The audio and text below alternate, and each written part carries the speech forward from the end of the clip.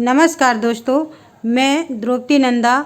मेरे आरती भक्ति चैनल में आप सभी लोगों का स्वागत है। तो दोस्तों, मैं पिछली बार रामायण पढ़ी थी, मैं उसके आगे का बढ़ाने जा रही हूँ। आप मेरे चैनल में विजिट करके देख सकते हैं। तो मैं यहाँ दोहा तक पढ़ी थी, तो मैं फिर से वहीं पढ़ करके और यहाँ से मैं डेली सावन में रामायण पढ़ूँगी। तो आप लोग मेरे चैनल में डेली सुन सकते हैं। बने रहिएगा दोस्तों मेरे पूरे वीडियो में। रामायण चालू करती हूँ। तो सबसे पहले दोस्तों हम दोहा पढ़ते हैं। प्रिय लागहि अति सबहि मम, भनिति राम जस संग। दारु बिदारु की करई को, बंदित मलाई प्रसंग। श्याम सुरभि पै बिसद अति, गुनद करहि सब पान। गिरा ग्राम में सिय राम जैसे, गावहि सुनाहि सुजान। लखन सिय राम चंद्र की जय, पवन सुत हनुमान की जय। विराजो रामायण में। तो पहले दोस्तों हम इसकी हिंदी पढ़ लेते हैं। हिंदी का मतलब ये रामायण का अर्थ कहलाता है। तो हम हिंदी पढ़ते हैं। श्री रामचंद्र जी के यश के संग से मेरी कविता सभी को अत्यंत प्रिय लगेगी। जैसे मलय पर्वत के संग से काष्ठ मात्र जैसे चंदन बनकर वंदनीय हो जाता है, फिर क्या कोई काठ की तुलना का विचार करता है। अब हम दूसरे वाले दोहे का अर्थ पढ़ते हैं। श्यामा गो, श्यामा गो इसका मतलब होता है कि श्याम वर्ण की जो गाय रहती हैं, श्यामा गो काली होने पर भी उसका दूध उज्जवल होता है और बहुत गुणकारी होता है।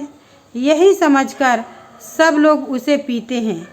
इसी तरह गंवारू भाषा में होने पर भी श्री सीता राम जी के यश को बुद्धिमान लोग बड़े चाव से गाते हैं और सुनते हैं।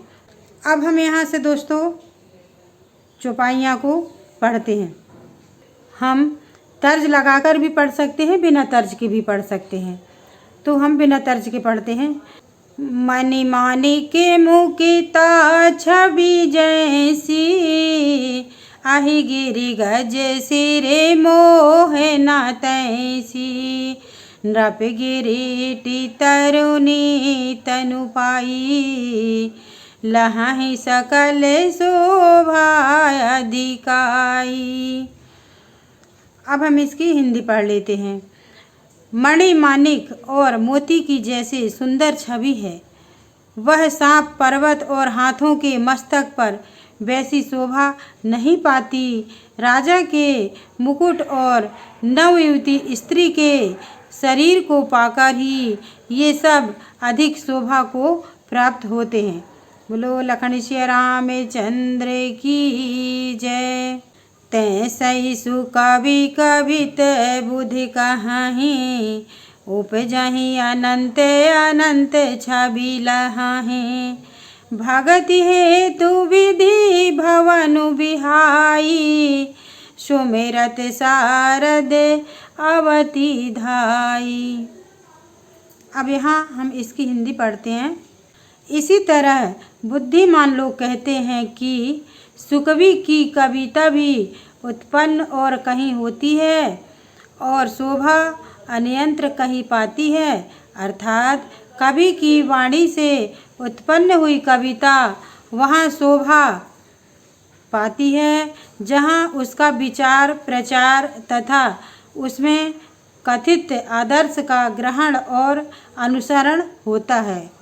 कवि के स्मरण करते ही उसकी भक्ति के कारण सरस्वती जी ब्राह्मण को छोड़कर दौड़ी आती हैं। बोलो लखन सिय राम चंद्र की जय। अब यहाँ से हम फिर से चौपाई पढ़ते हैं। रामचरित सर बिनु अनहवाए, सो श्रम जाय ना कोटि उपाय। कवि को विदेह हृदय विचारी, गावहीं हरि जैसे कलिमल गारी। तो सरस्वती जी की दौड़ी आने की वह थकावट रामचरित रूपी सरोवर में उन्हें नहलाए बिना दूसरे करोड़ों उपायों से भी दूर नहीं होती। कवि और पंडित अपने हृदय में ऐसा विचार कर कलयुग के पापों को हरने वाले श्री हरि के यश का ही गान करते हैं। बोलो लखन सिया रामचंद्र की जय। कीन्हे प्राकृत जन गुण गाना, सिर धुनि गिरा लगत पछिताना। हृदय सिंधु मति सीप समाना, स्वाति शारदा कहीं सुजाना। तो संसार रूपी मनुष्यों का गुणगान करने से सरस्वती जी सिर धुनकर पछताने लगती हैं। फिर मैं क्यों इसके बुलाने पर आई। बुद्धिमान लोग हृदय को समुद्र, बुद्धि को सीप और सरस्वती को स्वाति नक्षत्र के समान कहते हैं।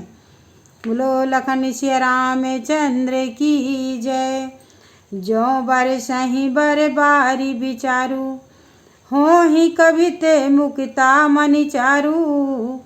इसमें यदि श्रेष्ठ विचार रूपी जल बरसता है तो गुणमणि के समान सुंदर कविता होती है। बोलो लखन सिया रामचंद्र की जय। अब यहाँ से हम दोहा पढ़ते हैं। जुगति वेधी पुनि पेयहि, रामचरित बरताग। पहिरहि सजन विमल उरे, शोभायति अनुराग। लखन सिया रामचंद्र की जय। उन कविता रूपी मुक्तामणियों को युक्ति से भेद कर फिर श्री रामचंद्र रूपी तागे में पिरोकर सज्जन लोग अपने निर्मल हृदय में धारण करते हैं, जिससे अत्यंत अनुराग रूपी शोभा होती है। वे अत्यंतिक प्रेम को प्राप्त होते हैं। बोलो लखन सिया रामचंद्र की जय। अब मैं यहाँ से अगले दिन पढ़ूँगी। तो दोस्तों मेरे वीडियो को लाइक सब्सक्राइब ज़रूर कीजिएगा, अपने दोस्तों को भी साझा कीजिएगा और छोटी सी बेल आइकन रहती है उसे भी प्रेस कर दीजिएगा, ताकि आगे आने वाली वीडियो की नोटिफिकेशन आप लोगों को सबसे पहले मिले। तो चलते हैं दोस्तों अगले वीडियो के लिए। नमस्कार, धन्यवाद। बोलो लखन सिया रामचंद्र की जय।